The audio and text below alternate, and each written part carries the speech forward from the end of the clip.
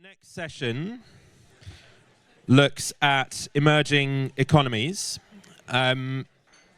Emerging economies are those that tend to suffer most from climate and economic volatility, but it's also one of the areas where the industry is showing its greatest innovations.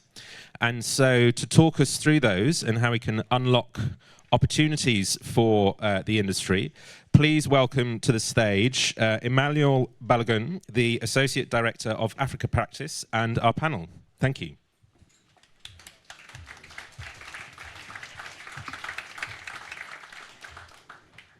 Hi, everybody. How are we today? We're well, good. All right, I'd like to say first, congratulations to the Conduit for this great event so far. And it's great to be part of an event that's dedicated to the insurance sector. Insurance plays a key role in mitigating challenges that can arise from country risk, political risk, contractual risk, financial risk, increasingly performance and technology risk, decommissioning and end of life of an asset. And effective risk allocation helps unlock capital and increase collaboration. In the African context, it's clear that we know, insurance is key in economies that deal with droughts, cyclones, all these, different kinds of climate events. But what's unfortunate is sometimes we see that insurance doesn't actually pay out. So the role of insurance must not be understated in the developed, emerging, but especially in the frontier market contexts, where I do lots of my work. In this session, I'd like to speak to, just quickly, event risk, where one of our speakers is actually late. So I wonder whether that could be a new form of insurance that we could think about. So in this session, we'll be unpacking insurance in many of its focus areas within the development finance context. I'd like to introduce Noam Unger, Director of Sustainable Development and Resilience at CSIS, the Center for Strategic and International Studies, a leading resource for policymakers confronting a new era of great power, competition, with innovative research, diverse viewpoints, and cutting-edge research on multimedia. That's him. That's where you clap. So it's quite a hybrid, as you can see. Hi, Noam. Hi from Washington. So I'd say good morning to you. We're waiting for Mattia Romani. I'll introduce him anyway. Partner of Systemic. Systemic is a capital market company that identifies and invests in innovation that can drive system change, hence the name Systemic. So I'm going to give the floor to Noam, who can speak to his work in Washington at a time where we've seen a few surprises from the development finance community there. Well, thank you, Emmanuel, and thank you all for this excellent topic and conference. I'm sorry I can't be there with you in person. Look, to say that it's a massive understatement to say that we're at a tumultuous time, and the new U.S. administration is emanating tumult. And in many ways, it's an infectious tumult. It's not limited to the U.S., but given the U.S. position historically in terms of its contributions to global development finance, global development support, humanitarian support, there's a lot of change afoot. Much of U.S. global development and humanitarian support has been drastically affected by abrupt cuts and dismantling of USAID.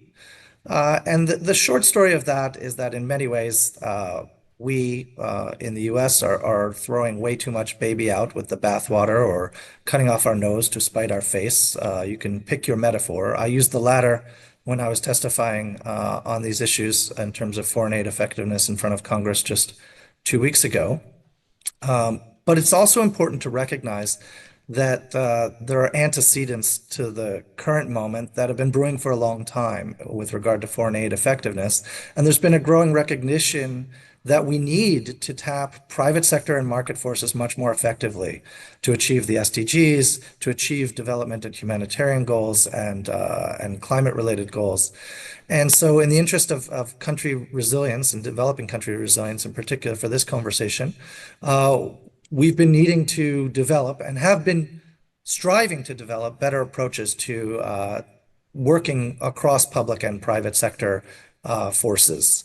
So I mean, we can get into it, Emmanuel, but that's broadly, I think, where we are in teeing up for this conversation.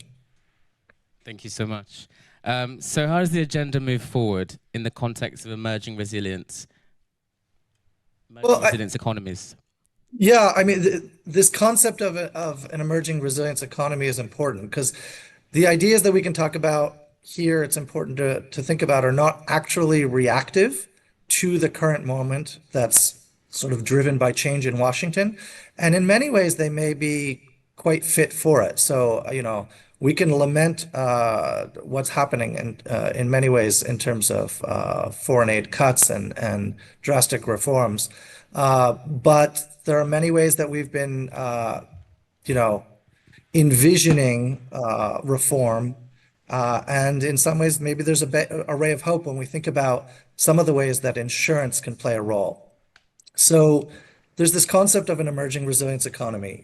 As we do not make as much progress against climate mitigation as we all would hope, we are increasingly in the realm of having to pay more and more attention, unfortunately, to issues of climate adaptation and resilience. Those issues are rising on the agenda, especially for vulnerable, hard-hit countries by extreme weather impacts. And there are important investment opportunities associated with that have repercussions for economic stability, for global supply chains. It's not just about costs. We have to think about this as a sort of new and emerging economy. And insurance plays a big role within that. We currently have pressures to react to increasing levels of disasters around the world. And we also have downward pressures on budgets associated with doing so. And I hope that we may finally be at a tipping point where the wisdom of prearranged financing is more broadly recognized and has greater appeal because of its cost effectiveness. And that's not, in the US context, a partisan issue. It can be one forward-looking area that could be constructive. And that could tap the power of insurance and some of the innovations that we could talk about. So I think we're touching upon the point of parametric insurance there. I wonder if there are any examples that you want to speak to at this point? Yeah, I mean, we could talk about parametric insurance. With regard to parametric insurance, I wasn't only speaking about parametric insurance, but there are innovations associated with parametric insurance that tap technology, remote sensing, better climate information services to yield more cost-effective, different cost structures that are good for, that are cost-effective for insurance deliverers and the insured. Examples are extreme heat models. There's been experimentation. In fact, this past year was the first payout with regard to heat insurance for a massive cooperative of very poor women working in India through SEWA. Payout for when extreme heat reaches above a critical predetermined threshold, they get a payout for a premium that's associated with roughly 1 day's wages for work that they cannot do so that they can actually better protect their children, better protect their own health. And I think that there are many types of models like that for parametric, for index-based insurance associated with heat, associated with flooding. But there's also other innovations that I was referring to, Emmanuel. And I'll speak from the US context, for example, with regard to the Development Finance Corporation, which is an important element of US global development finance that's not associated quite as much with the current dismantling that's happened. And in fact, the Development Finance Corporation is up for reauthorization later this year. But the Development Finance Corporation, for example, recently, just at the end of this past year, engaged with the government of Ecuador, working with DFC, working with the Inter-American Development Bank, working with the Nature Conservancy and Commercial Bank. They announced a financial close of a debt conversion, right, enabled by $1 billion in political risk insurance, which came from the DFC, the Development Finance Corporation. And this recent debt conversion for conservation generates resources to support implementation, in this case, of the Amazon Biocorridor program. And it's the first of its kind in the Amazon region. The refinancing deal is expected to generate $460 million. And DFC's political risk insurance has also enabled debt conversions in other places, Belize, also other parts of Ecuador, but Gabon, El Salvador. There are other types of innovation that really could be scaled up, and we could talk about some further, even in the humanitarian context, for example, partnerships with WFP. Thanks, Noam. So I'd like to introduce Mattia. We've already introduced you, but good to have you here. We spoke about how you're going to pay out to the audience for being late. But yeah, it'd be great to hear more about your work and your focus within this context. Well, thank you very much, Emmanuel, and I apologize. The only excuse I have for being late, and it's raining, but I suspect in London that's a bit of a lame excuse, so I don't think I'm going to get away with it. Well, thank you very much for having me here. It's a pleasure because, as you know, Systemic is a systems change company. We believe that insurance can be transformative for unlocking private finance for emerging developing countries. That's why we're paying attention to it. We also are aware that insurance is under enormous pressure, and the insurance industry is unlikely to look what it looks like today in 10 years' time. And there's many trends that are disrupting that space. But nonetheless, we think that in a context in which the insurance protection gap in emerging developing countries is over 90%, and given what we know is going to happen in many emerging developing countries because of climate, insurance becomes an absolutely essential element of their resilience and growth planning. And we think that in particular, besides it being essential to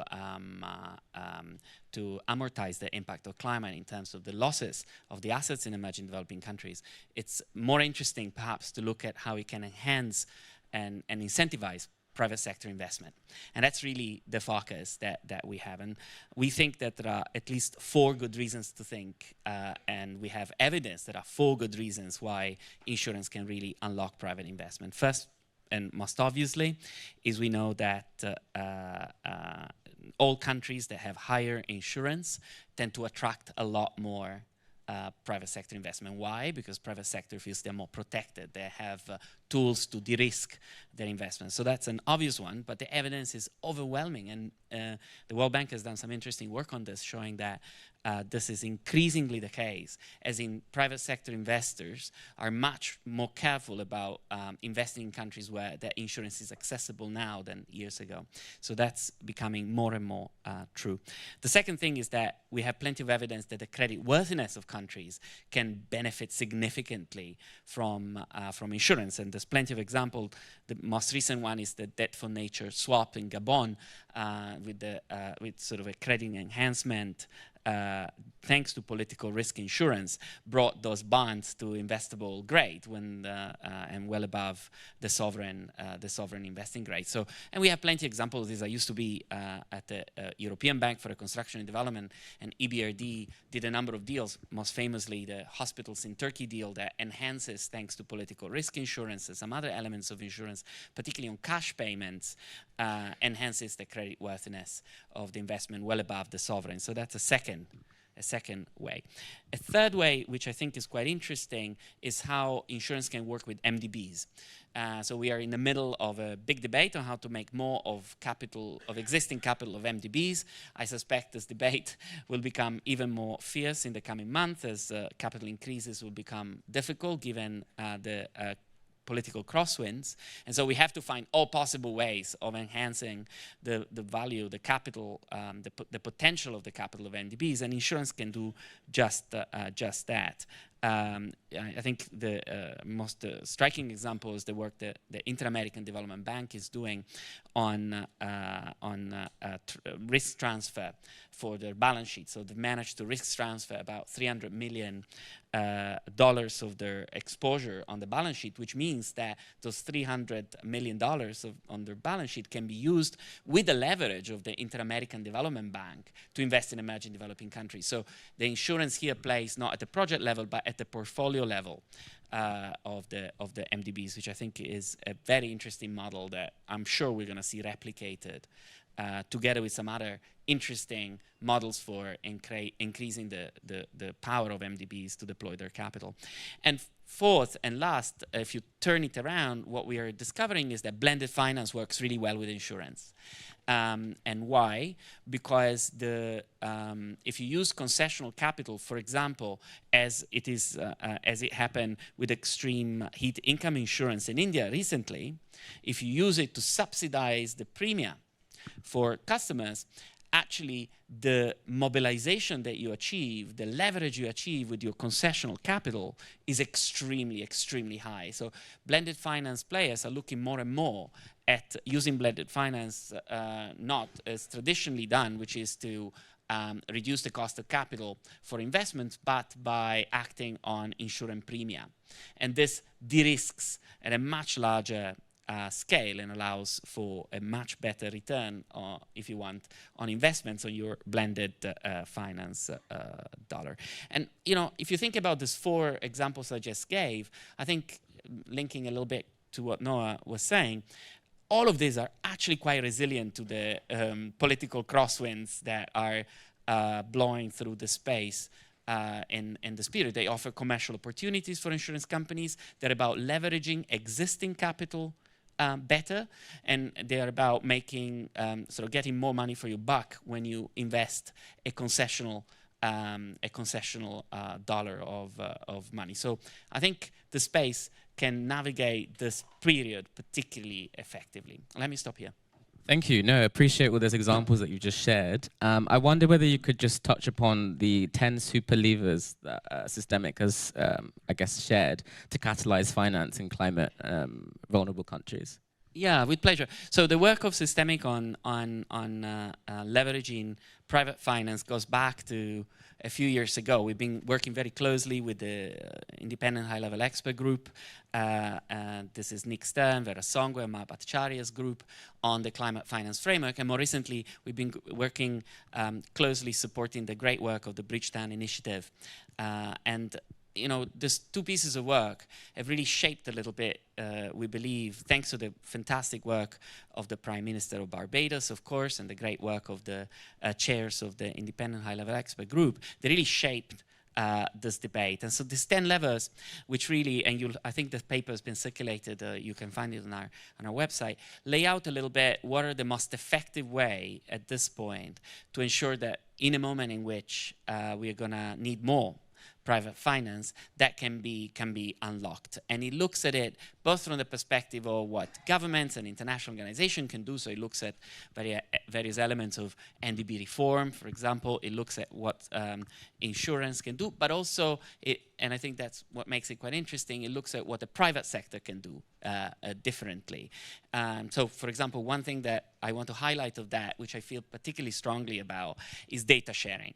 And this is incredibly important because one of the big obstacles, as we know, in investing in emerging developing countries is the gap between perceived risk and realized risk. I'm sure there's some friends, I'm not going to name the company, but we work closely with an investment fund that invests in Africa, and they were telling me that on their renewable investment in Senegal, the realized risk of those investments is lower than the realized risk of the same type of investments in the United States. So the project level risk of many of the renewables projects in particular are extremely low, but the perceived risk is very high. And how do you reduce and squeeze that gap? By making that information, the one I just gave you, much more easily accessible to investors, so they know exactly what risk they face. And still, this information is not easily available because there's not enough investments, and because the companies that make those investments still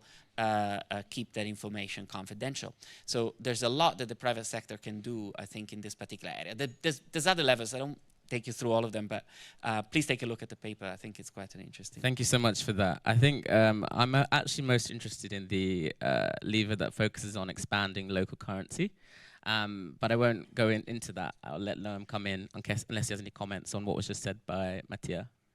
Well, thank you. I actually, I want to take a moment to praise that power levers, or I'm going to get the title wrong, report by Systemic, because another one that is not the one that you're focusing on, Emmanuel, but is on bolstering sovereign insurance in particular, and by increasing affordability, by incentivizing greater penetration and greater investor confidence, which was something that Mattia was speaking to. And he was also talking about the increased opportunities and value of blended finance. I started my career. I come at these issues as not an insurance expert. I come at these issues as a U.S. foreign policy and global development and aid effectiveness person. But I started my career working on humanitarian crises and humanitarian issues. And some fundamentally humanitarian organizations have tried to move quite a bit over time to embrace it and begin to better integrate prearranged financing, including insurance. And the World Food Program is an example of that. And it connects to this topic of sovereign insurance because, for a number of years, actually, the World Food Program has been scaling up one program that was initially developed by Oxfam in connection with Swiss Re, but it's not just Swiss Re, it's Howden, it's Zurich, it's AXA, it's so many organizations, many of whom are involved in the Insurance Development Forum that have been experimenting quite a bit with these issues over the last 10 to 15 years. But WFP has taken some of these issues and scaled them up. They've also done things like helping governments buy additional coverage for their sovereign insurance policies by essentially adding to the potential premium. And essentially WFP puts a few $100,000 towards countries' efforts to get greater coverage through higher premiums, which actually adds millions of dollars in coverage. And when disasters do strike, some of those payouts are then put back towards WFP programs in ways that prove impressively cost effective. So Hurricane Julia hit Nicaragua in 2022, triggering the tropical cyclone policy that the government had put in place with the Caribbean Catastrophe Risk Insurance Facility. And a very helpful portion of that payout went back toward the costs of WFP programming in Nicaragua, where 60% of the population was affected.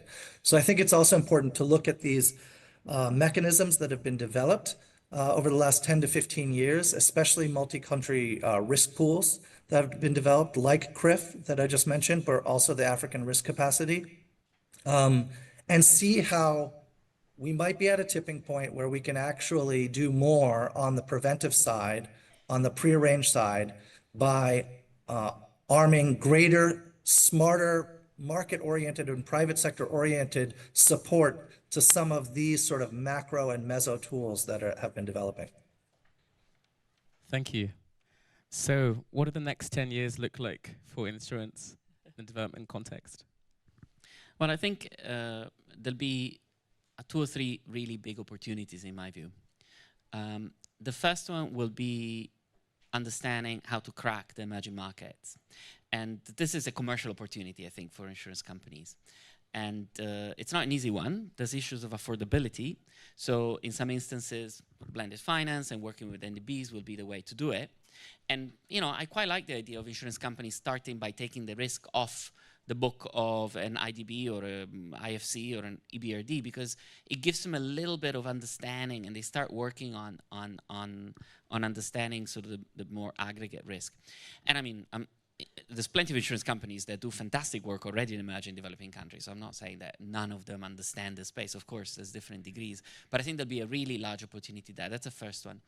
The second one, from my perspective, is how I think what we're going to see over the next 10 years, a really much stronger incentives for insurance companies to use their asset side to invest in adaptation and resilience. But in order to do that, we will need to crack the issue that is really a network market failure, to use the economists' language. And by this I mean that the benefits of investing for an insurance company to use their assets to invest in adaptation and resilience, the benefits of that means lower losses for everyone, not just for themselves. So how do you capture those benefits or share those benefits in a way which create incentives for everybody to put some money to adaptation and resilience up front? That needs to be cracked. And it's very important to do it because, of course, it's in everybody's interest to do that. It means lower premia, it means lower losses, and it means, of course, much more resilient economies. And I think the third area that I think will be very important is how the regulators will look at this space. Because so far the regulators have been looking at the insurance industry without really having in mind the longer-term potential that insurance has to create resilience, growing economies. And so the regulators have been, of course, acting on the back of ensuring that the risks that the insurance companies are taking are manageable and the insurance companies is solvent as a whole. And that's been the primary objective. But I think in the next 10 years, we'll need to see regulators thinking more about how do we unlock the power of insurance industry without compromising on their ability to remain solvent and manage risk properly, but understanding that the value that they can bring to the economy in this moment is extremely large. So I think these are the three things that I think, in my view, we'll see changes substantially in the next decade. Thank you. Thank you very much. Noam, do you have any comments there? Sorry, we can't hear Noam. Oh, I'm sorry, say that again? So we can hear you now. Just wondered if you had any comments in terms of next steps for the industry. Just I agree on the point about the investment side. You know, the insurance industry broadly controls the second biggest pool of investable capital globally after pension funds. And so unlocking that for progress against our shared societal challenges is incredibly important. Also, you know, the other point that Mattia was making about pressures and changes on the insurance industry are exactly right. And in fact, the insurance industry faces different pressures. You know, sitting in Washington, discussing insurance, people's minds often turn to the challenges of insurance in the United States, where insurance is regulated state by state. In some cases, until recently, there have been very short-term perspectives that don't even allow insurance companies to use predictive modeling in setting their pricing. It leads to many different distortions. And there are a lot of questions about what is insurable in a US context with really high damage costs. At the same time, in vulnerable countries around the world, there are massive challenges of a protection gap and of low penetration. And we need to build up the robustness of insurance systems across those markets. And in many ways, that's maybe the place where insurance companies are perhaps innovating most is also these emerging markets, which help them diversify and can help them continue to grow and remain solvent. And so I think there are these challenges that are happening over time, and at the same time, the innovations around parametric index-based insurance are only going to grow, and we have to find ways to scale and take the best lessons from those and scale those up. Thank you very much. I'm afraid we have to actually wrap up and end there, but I wonder, are there any questions before we close? There's one at the back. Yes, please.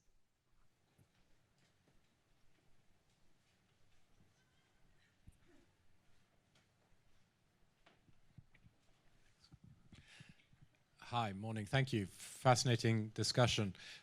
One of the challenges that I'm facing, at Zulu Ecosystems, we're in the business of putting in place nature restoration programs to provide a lot of the benefits we're talking about here over the long term. One of the challenges we face is actually around quantifying the future, the avoided premiums in future as a vector, if you like, for quantifying the benefit of these programs. And this is the sort of language that corporates understand, which they can then invest behind today because they can see that in future they might actually make some savings. This is a sort of, I'm just throwing it up as an example of something that perhaps the insurance industry can do, even in a world where there are public benefits, but in a sense it's as an enabler and as a catalyst. I just wonder whether that's already happening and whether there are these sort of forward pricing curves that we can start tapping into. Is that something that you want to take, Noam or Mattia? Mattia, go ahead.